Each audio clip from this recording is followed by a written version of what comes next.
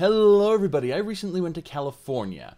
It was a work-related trip, but I had some fun while I was there, so yeah, about a week to get ready, a week to go there, and about a week to recover from my trip. Yeah, we had a bit of fun. I spent most of my time in Burbank and Irvine, although I did have a chance to slip over to Anaheim for a little bit of fun at Disneyland.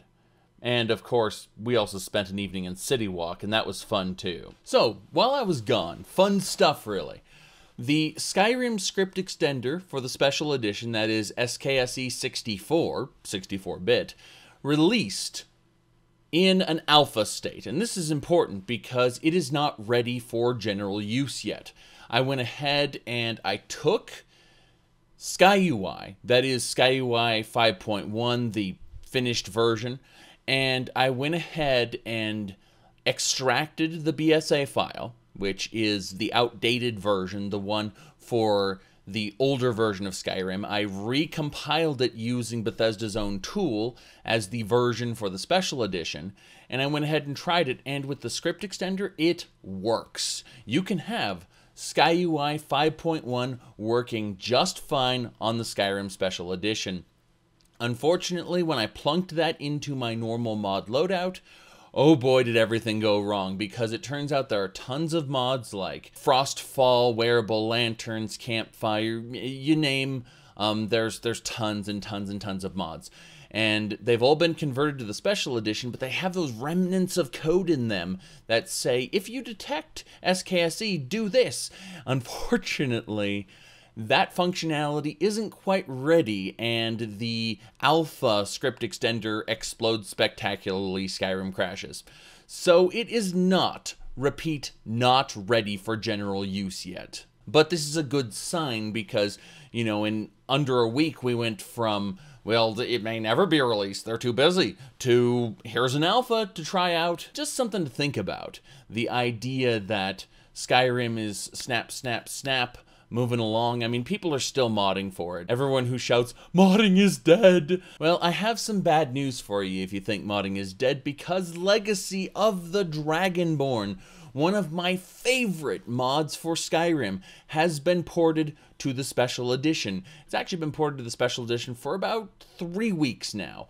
However, that was a beta state. Now it's got its first actual release, and you too can play a Relic Hunter if you want. It syncs up with many, many mods. In fact, if you go to the mod page, you can check out the list of supported mods, the list of integrated mods, and the list of mods with patches available for them. In general, it is the Completionists' Dream for Skyrim. It takes the idea of being jack of all trades, master of all, that, you know, I've insulted quite a few times in some of my power fantasy related videos, and it plays upon that as a strength and says, we're going to make the whole game about your collecting all the things, about you killing all the things, about you getting mastery over all the factions, about you getting mastery over all the skills, about you crafting all the things. And this is really the quintessential mod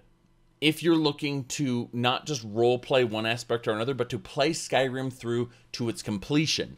If you've filled up this gallery and there are no more things for you to get, then congratulations, you have won Skyrim. Now keep in mind, Legacy of the Dragonborn doesn't just stop there, of course. It also introduces a long quest line involving the museum, which accumulates in you restoring the Amulet of Kings, forging a new covenant with Akatosh, and in general, living up to the Legacy of the Dragonborn, i.e. the name. It's pretty damn good. And I actually have a mod list, which I am using currently. You can check it out on zahakiran.com, along with download links for all the mods I used in it. It's pretty damn good. If you actually want to see me playing those in real time, well, there's a link on zahakiran.com, which will take you to twitch.tv/zahakiran, which is my live Twitch channel, where I play these games, and I test out character builds and things like that. Anytime I want to review a game, chances are I've streamed it first. Now, speaking of things that I'm going to review or not review in this case, Destiny 2, people keep asking me, what do I think about it? What am I doing in it? What's going on?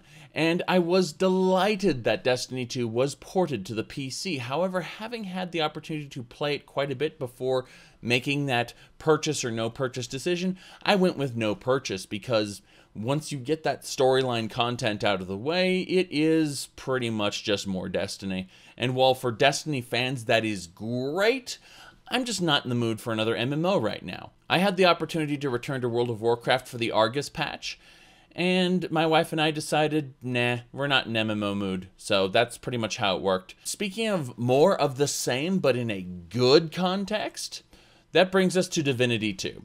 For those of you who say, well, RPGs on the computer are dead. RPGs in gaming are dead. Well, Divinity the Original Sin was kickstarted, and it was really an RPG. Well, Divinity the Original Sin 2 comes around, and it's more of the same, which is great if you like classic role-playing games, because Divinity the Original Sin 2 will give you quite a bit of that. Maybe not to the same nuance as Baldur's Gate or Icewind Dale, but certainly enough when combined with modernized graphics and art styles and things like that, where it strikes a good balance. And the level of choices you have in this are, well, they surpass anything you'll get from a AAA publisher, that's for sure. Much like Neverwinter Nights, you can even create your own adventures in this and use a Dungeon Master mode in order to help a party through and more or less narrate their adventures, which is really cool.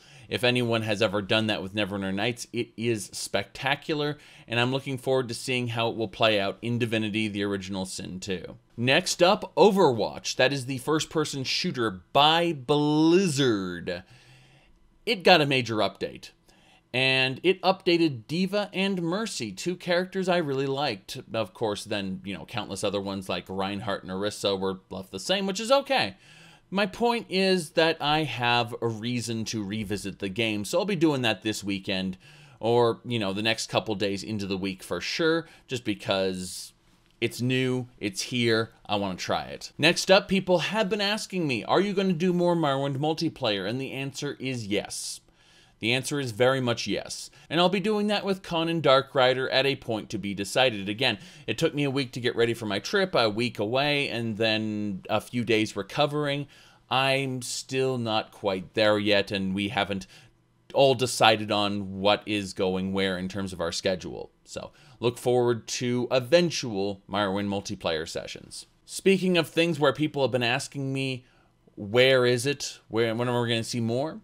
The Elder Scrolls RPG with Fudge Muppet. More episodes will be coming. Unfortunately, I've been delayed on putting up new episodes, but keep an eye out. Eventually, there'll be more, for sure. If you haven't heard of this series yet, go to the channel Fudge Muppet and check out their playlist section for Elder Scrolls D&D.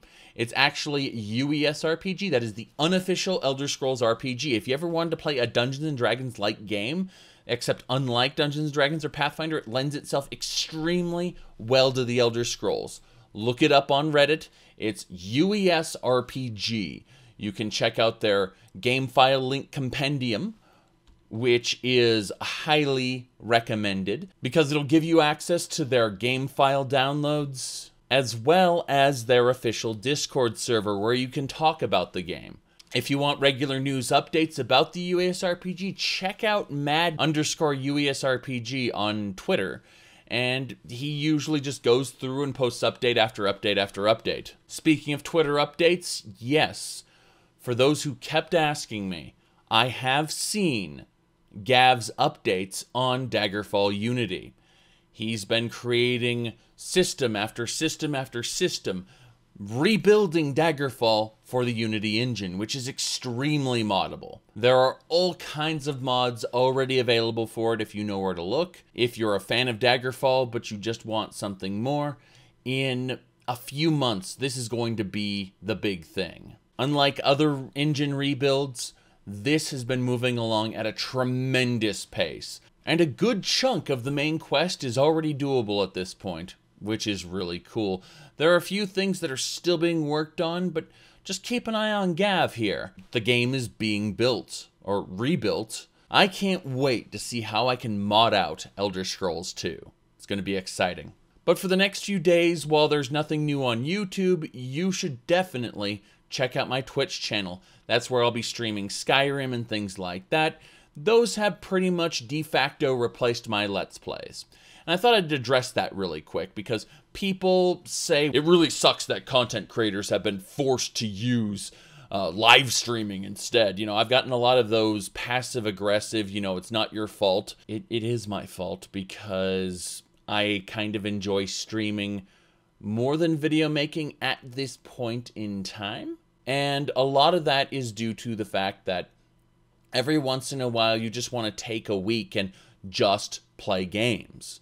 And when you do that, you could record that, chop it up, and make it into a Let's Play where you talk to yourself a lot, which has always felt kind of awkward, as opposed to talking to people live, where you get to insult them and call them names and tell them that their ideas are dumb.